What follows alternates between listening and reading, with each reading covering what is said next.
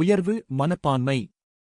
சிலர் தங்களை அழகற்றவர்களாகவும் வசீகரமற்றவர்களாகவும் எண்ணி வருந்துகின்றனர். சிலர் நம்மிடமுள்ள திறமைகளை மறந்து அடுத்தவர்களை பிரமிப்போடு பார்ப்பர். யாருக்கும் பயப்படாமல் எதற்கும் அஞ்சாமல் தனக்கு சரியென்பட்டதை தைரியமாக கூற வேண்டும். நாம் ஒரு செயலை சரியாக செய்தால், அதுவும் துணிவோடு செய்தால், அதில் எந்த தயக்கமும் இருக்கக்கூடாது. குற்றமிருந்தால் திருத்திக் கொள்ளலாம். அதை விடுத்து அனாவசியமாக பயந்து நம் கருத்தை சொல்லாமல் இருக்கக்கூடாது. நம்மிடமுள்ள தயக்கத்தையும் பயத்தையும் மூட்டை கட்டிவிட்டு சிந்தித்தால் நங்குறைகளைப் போக்கிக் கொள்ளலாம்.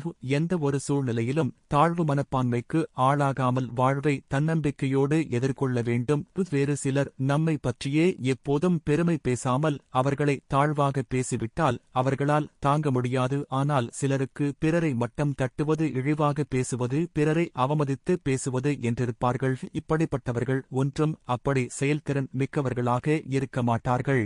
நம் கரை நிறை பலவீனங்களை புரிந்து அவற்றை நீக்க வேண்டும். எனவே அடுத்தவரின் திறமை ஆற்றலை புரிந்து அவர்களுக்கு உயர்வு மனப்பான்மை ஏற்படும்படி பேசி வாழ்வாங்கு வாழ வாழ்த்துக்கள்.